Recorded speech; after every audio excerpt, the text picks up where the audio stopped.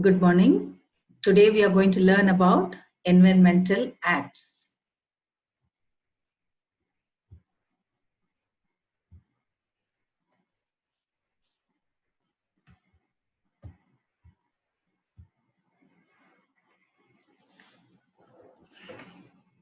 To protect the environment and to conserve the natural resources, various laws has been made.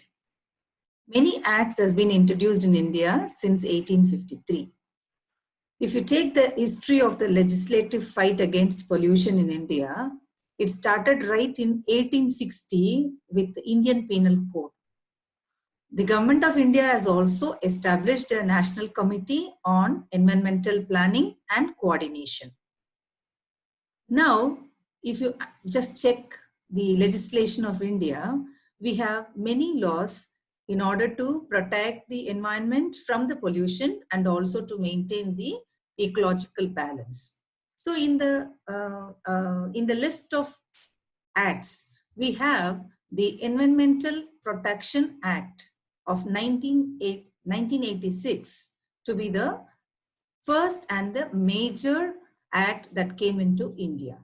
So this act came into force on November 19, 1986, which was the birth date of our late Prime Minister Indira Gandhi. She took keen interest in environmental issues of the country, and this aim, the aim of the act was to protect and improve the quality of the environment both at the central and the state level. So this act consists of different chapters, in which chapter 1, this is a preliminary chapter that gives a short title, definitions, modern concepts of environmental pollutions, and factors that leads to imbalance in the ecosystem. Chapter 2 describes the power of central government to take measures to protect and improve the environment. Also, it delegates the appointment of officers and their powers related to the regulation of environmental pollution. The Act also has another chapter, chapter 3, which describes the prevention, control, and reduction of environmental pollution. So this chapter has different sections under it. Section 1 gives the procedure that has to be followed when a person is taking the sample of air, water, soil, or any other substances from the factory for analysis. Section 7 makes it obligatory on the part of the industrial units not to allow any emission or discharge of pollutants in excess of the standard that are mentioned in this Act. Under Section 12, we have the norms of establishment of environmental laboratories and the functions of those laboratories. Section 13 and 14 deals with the appointment of government officials, the analysis and the reporting of the laboratories and the industries that are located in the country. Section 16 deals with the offenses by the companies. Section 17 deals with the offenses committed by the government departments, if any. Chapter 4 is called as miscellaneous. This chapter deals with the protection and the action taken in good faith, conscience of offenses, information reports, and returns. Rules made under this Act are laid before the Parliament, and it was amended. The next act we are going to see is the Water Act, which was amended in the year 1974. The Act was enacted under Article 252(1) of the Constitution as social welfare measure. It comprises of 64 sections and covers almost every type of water pollution. So the aim of the Act is to prevent and control water pollution, to establish central and state boards for the prevention and control of water pollution, to provide and to confer powers and functions to the central and state boards to restore the wholesomeness of the water. The Act also empowers the state to take emergency measures, including issuing of orders, restraining people from causing water pollution. Under Section 33, this Act empowers all the board to move the court of law for restraining any apprehended act of pollution, for contravening the standards laid down by the board. The Act can sanction prison sentence from 3 months to 6 years. The Act also charges the various types of penalties to those people who do not follow the Act norms. Section 25 of the Water Act, it imposes, establish or take steps to establish any industry which is likely to discharge sewage of trade effluent. Bring into use any new or altered outlet for the discharge of the sewage. Begin to make any new discharge of sewage. The next act we are going to study is the Wildlife Act. It is also said as Wildlife Protection Act of year 1972. The Act contains 66 sections in 7 chapters and 6 schedules. The Act intended solely to protect wildlife, and it aims to provide a broader scope of operation for the law. The Act adopted a very important 2 conservation strategies. Number 1, it is to conserve specified endangered species which are protected regardless of the location. And all the species are protected in a specified area. The Act provides the statutory framework for protecting wild animals, plants, and their habitats. The Act provides the norms for appointment of authorities like director, assistant directors, chief wardens, and other officers in the state. The Act prohibits hunting of wild animals, protection of specified plants, establishment of sanctuaries, national parks, etc. Schedule 1 prohibits harming the endangered species throughout the country. It is important to remember Article 51A G of the Indian Constitution, which prescribes it is the duty of every citizen to protect and improve the natural environment, including forest, lake, rivers, and wildlife, and has to be compassionate with all the living organisms. In 1982, there was an amendment to the Act which introduced the provisions permitting the capture and transport of wild animals for scientific management of the animal population. The next act we are going to study is the Air Act of 1981.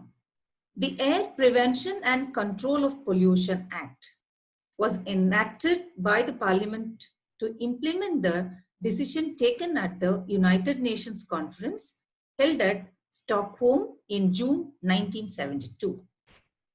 Section 16 of the Act gives power to the Central Board to plan comprehensive program for improvement for the quality of air by laying down standards.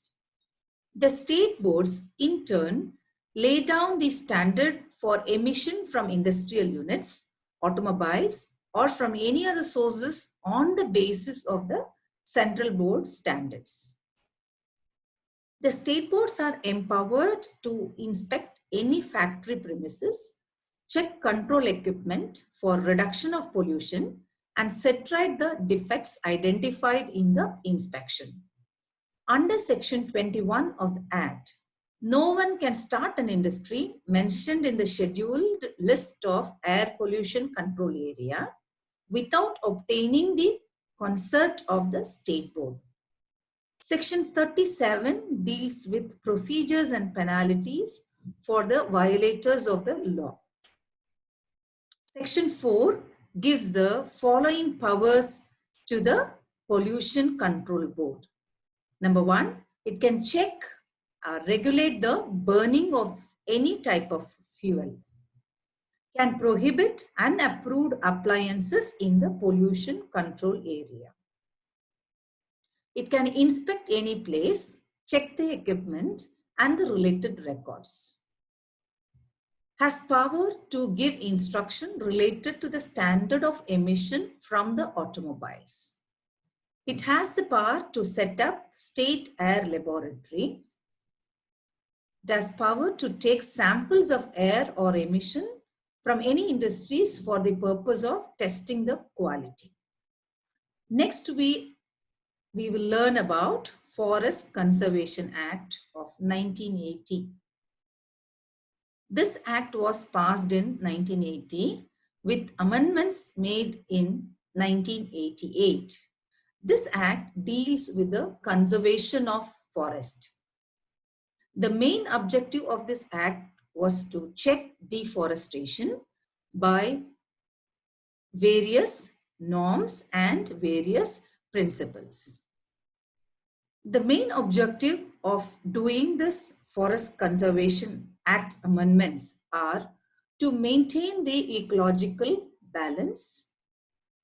In other words, to check the ecological imbalance, to control the deterioration of the environment.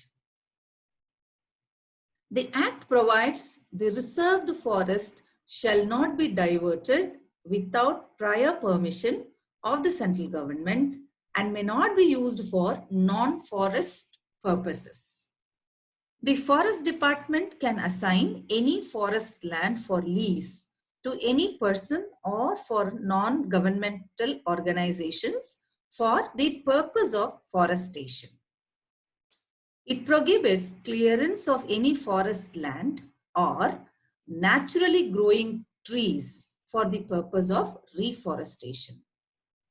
Diversion of forest to non-forest, like cultivation of tea, coffee, spices, rubbers, or any other medicinal plants, is punishable with imprisonment.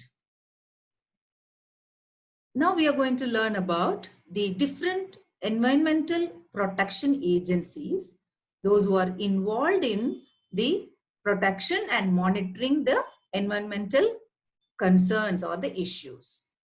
The Ministry of Environment and Forest, Government of India, realized the importance of the information system that is required to monitor the environmental databases. So it established an environmental information system. It is a center that works for generating a network of database in areas like pollution, clean technologies, remote sensing, coastal ecology, biodiversity, and environmental management.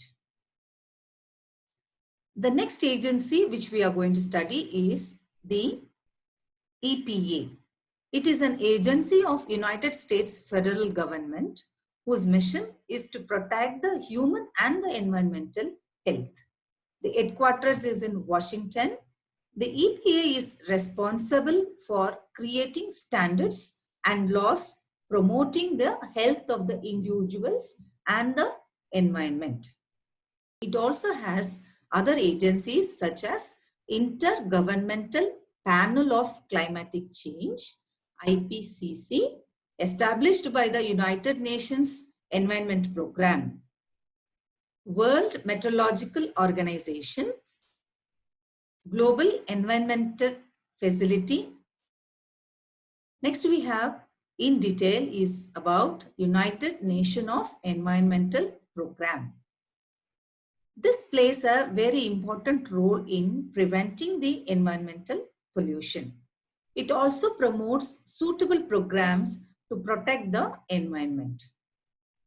It also coordinates the global activities and schemes to protect and to ensure the conservation of the environment. The EPA, it promotes exchange of environmental views and news among the different countries.